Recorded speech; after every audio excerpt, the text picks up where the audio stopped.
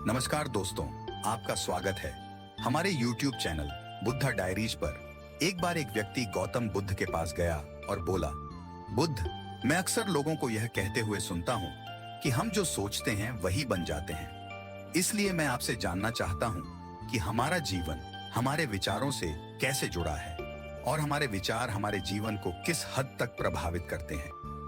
बुद्ध ने कहा है कि यह सत्य है कि मनुष्य जो सोचता है वही बन जाता है।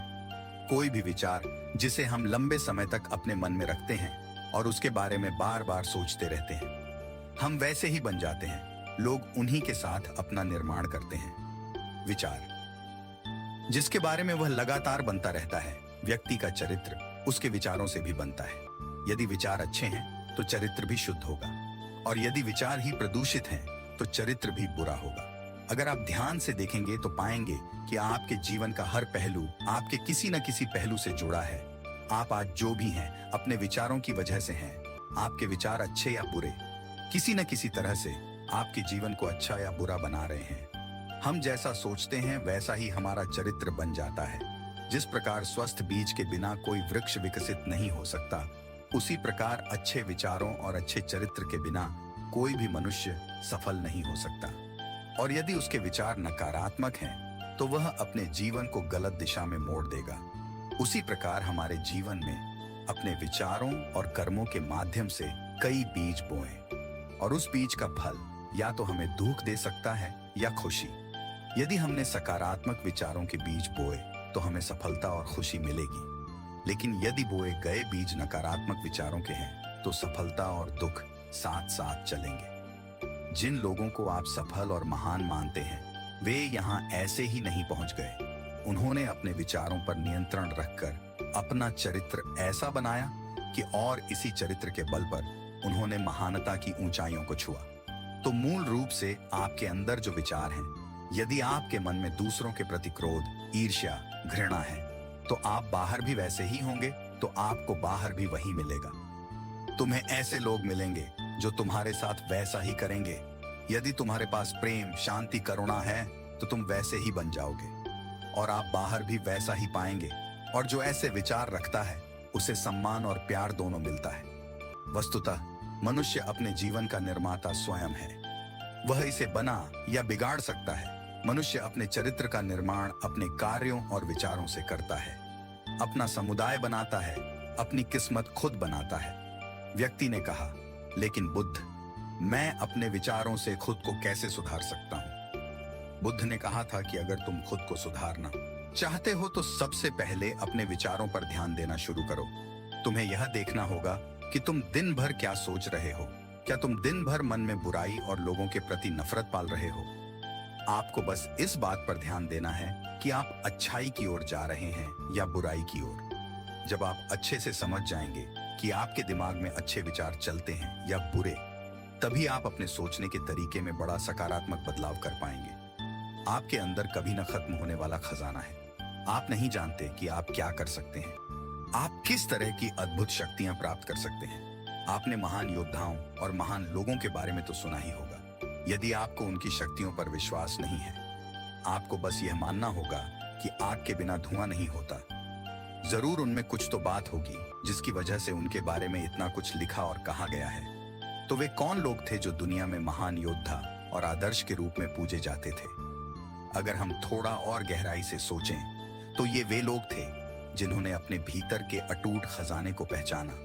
वे लोग अभ्यास करते रहे और सभी की भलाई करने वाले लोगों की मदद करके खुद को बेहतर बनाते रहे, और वे दुनिया में महान और अमर हो गए।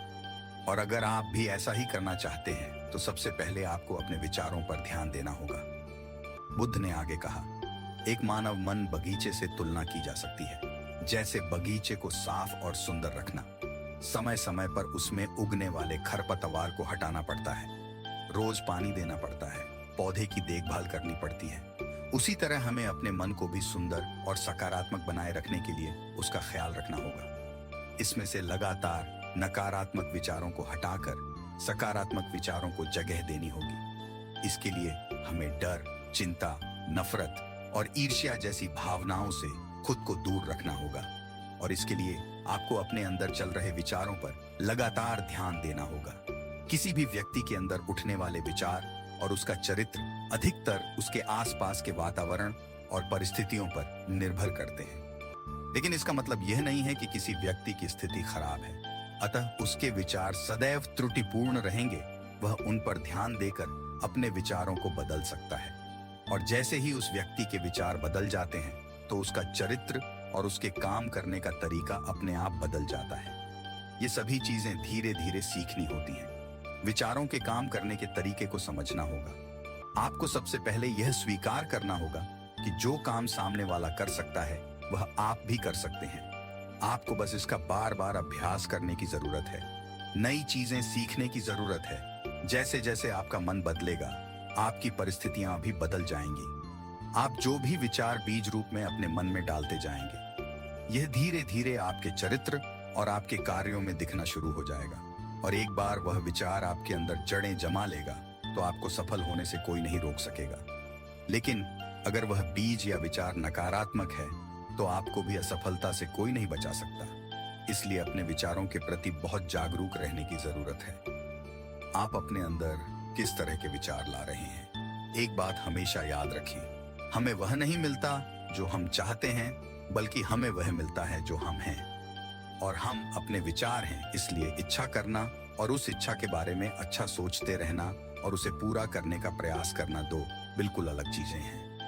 क्योंकि इच्छा तो हर कोई करता है, लेकिन उस इच्छा के बारे में लगातार सकारात्मक सोचना और उसे पाने के लिए कड़ी मेहनत करना बहुत ही कम लोग ऐसा कर पाते हैं। इसीलिए अगर आप अपनी परिस्थितियों को बदलना चाहते हैं तो सबसे पहले आपको खुद को बदलना होगा। लेकिन ज्यादातर लोग अपनी परिस्थितियों को तो बदलना चाहते हैं, लेकिन अपने सोचने और काम करने के तरीके को नहीं बदलना चाहते। और अगर लोग ऐसे ही रहेंगे तो उनके हालात कभी नहीं बदलेंगे। उस व्यक्ति ने कहा कि बुद्ध, हमारे विचारों का हमारे शरीर पर क्या प्रभाव पड़ता है? बुद्ध ने कहा था कि हमारा शरीर हमारे दिमाग का गुलाम है। हम जो भी सोचते हैं उसका पहला प्रभाव हमारे शरीर पर ही पड़ता है।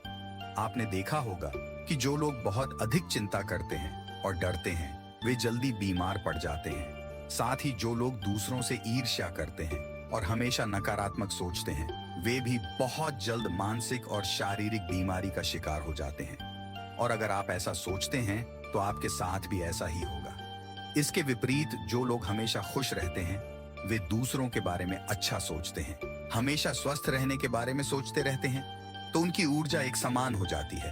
और इस ऊर्जा का सकारात्मक प्रभाव सबसे पहले उनके शरीर पर पड़ता है। क्योंकि जिस व्यक्ति का मन शांत होता है उस व्यक्ति के शरीर की आधी बीमारी अपने आप ही खत्म हो जाती है। हम स्वस्थ रहेंगे या बीमार, यह हमारे आसपास के माहौल और परिस्थितियों के अलावा हमारी सोच पर भी निर्भर करता है। एक कमजोर और बीमार विचार हमारे शरीर को भी कमजोर और बीमार बना देता है। आपने अपने आसपास देखा होगा कि जो लोग बीमार होने से सबसे ज्यादा डरते हैं, जो सबसे ज्यादा बीमार पड़ते हैं, इस डर ने लाखों लोगों की जान ले ली है। इसके विपरीत जो लोग अपने शरीर के बारे में अच्छा सोचते हैं वे स्वस्थ और मजबूत महसूस करते हैं। और जिनके विचार शुद्ध होते हैं उनका शरीर स्वस्थ और मजबूत हो जाता है। वैसा ही हमारा शरीर सिर्फ एक उपकरण है और हमारा मस्तिष्क इस उपकरण को नियंत्रित कर रहा है। जैसे अच्छा भोजन हमारे शरीर के लिए जरूरी है, उसी तरह अच्छी सोच ये हमारे शरीर के लिए भी बहुत महत्वपूर्ण है। जैसे ही आपके विचार शुद्ध हो जाएंगे, इसका सबसे पहला असर आपके शरीर पर दिखाई देगा। एक शुद्ध और सकारात्मक दिमाग आपको कभी भी खराब खाना खाने नहीं देगा। इसलिए सबसे पहले अपने दिमाग को सुरक्षित रखें, फिर यही दिमाग आपके शरीर को हर बीमारी से बचाएगा। यदि कोई बीमार और कमजोर व्यक्ति अपने शरीर को पूरी तरह से स्वस्थ बनाना चाहता है तो उसे सबसे पहले अपने शरीर को ठीक करना चाहिए, विचार और उसका मन। उसे प्रकृति के संपर्क में रहना चाहिए, उसे सूरज की रोशनी में रहना चाहिए और एक सेकंड के लिए भी अपने शरीर के बारे में नकारात्मक नहीं सोचना चाहिए। वह जैसा स्वास्थ्य चाहता है वैसा ही उसे महसूस करना चाहिए और पूरा विश्वास है कि वह वैसा बन सकता है। उस व्यक्ति ने कहा, बुद्ध, अब आप मुझे बताएं कि हमारे विचार हमारे लक्ष्य को कैसे प्रभावित करते हैं। बुद्ध ने बताया कि जब तक आपका लक्ष्य आपके विचारों के अनुरूप नहीं होगा तब तक आपको सफलता नहीं मिल सकती है।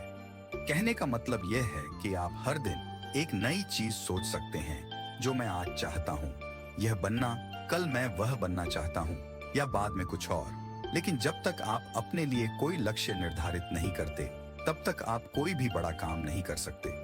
क्योंकि नियम यह है कि जो काम हम बार बार करते हैं, उसी काम में हम आश्चर्यजनक सफलता हासिल कर सकते हैं। अगर आप हर दिन अपना लक्ष्य बदलते रहते हैं, तो आप कहीं नहीं जा रहे हैं। इसलिए आपके जीवन में एक निश्चित लक्ष्य होना चाहिए और आपको अपनी पूरी मेहनत और लगन से उस लक्ष्य को पूरा करने का प्रयास भी करना चाहिए। और इसके लिए आपको अपने सभी विचारों को अपने लक्ष्य पर केंद्रित करना होगा, अन्यथा आपके विचार बिखरे रहेंगे। और हो सकता है कि एक बार आप असफल हो जाएं या आपको शुरुआत में कोई सफलता न मिले, तो दूसरों को देखकर आपके मन में यह ख्याल आने लगा कि यह काम तो आसान है। जब वह इस काम में सफल हो सकता है, तो मैं भी सफल होकर अच्छा पैसा और नाम कमा सकता हूँ। और यह भी संभव है कि इस काम में असफल होकर भी तुम दूसरी तरफ भागो। और ऐसा करते समय आप कई काम करते हैं, लेकिन हो सकता है कि आप किसी एक चीज में सफल न हो पाएं। इसलिए आपको पहले एक चीज तय करनी होगी, तभी आपके विचार एक काम पर फोकस कर पाएंगे। अब आपका वह लक्ष्य कुछ भी हो सकता है, चाहे मन की शांति पाना हो या अमीर बनना हो। लेकिन याद रखें, लक्ष्य वही है जो आपके विचारों को एक दिशा में केंद्रित रख सके। यदि आप बार बार अपने लक्ष्य हासिल करने में असफल हो रहे हैं, तो इसका मतलब यह नहीं है कि आप इसे हासिल नहीं कर सकते, बल्कि इसका मतलब है कि आपके पास अपने लक्ष्य को हासिल करने का तरीका गलत है। इसलिए आपको अपना लक्ष्य नहीं बदलना है, बल्कि अपनी सोच और अपने काम करने का तरीका बदलना है। अगर आप ऐसा करेंगे, तो आप धीरे धीरे सीख जाएंगे और अपने लक्ष्य तक पहुंच जाएंगे। अपनी असफलताओं से कभी मत डरो।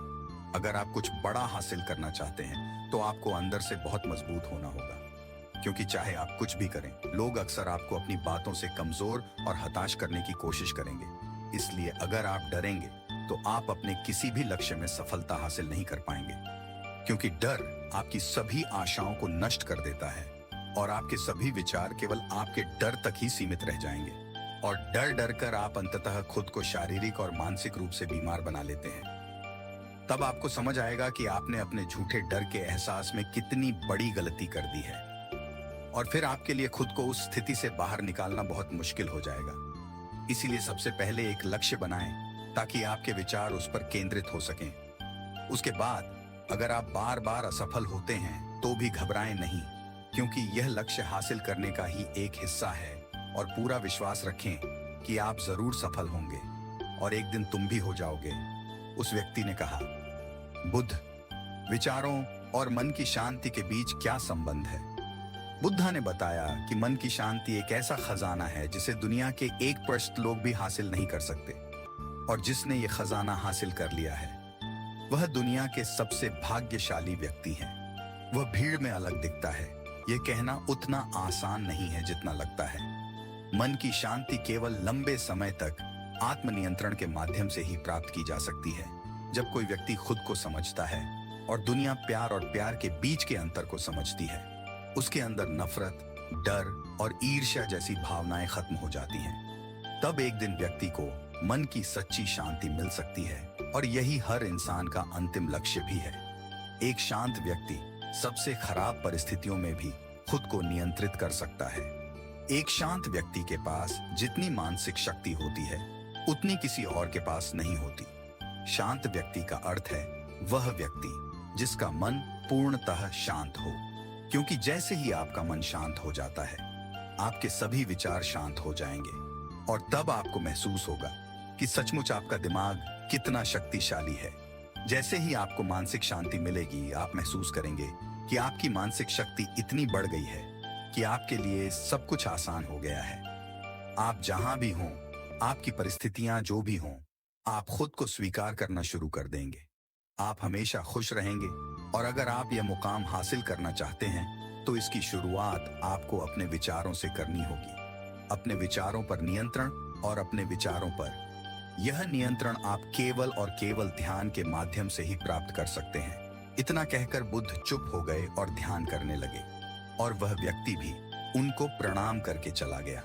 तो दोस्तों, उम्मीद करता हूं आपको इस कहानी से एक अच्छी सीख मिली होगी। ये कहानी आपको कैसी लगी हमें कमेंट बॉक्स में कमेंट करके जरूर बताएं और इस कहानी को अपने दोस्तों के साथ जरूर शेयर करें ताकि उन्हें भी इस कहानी से कुछ सीखने को मिल सके। धन्यवाद।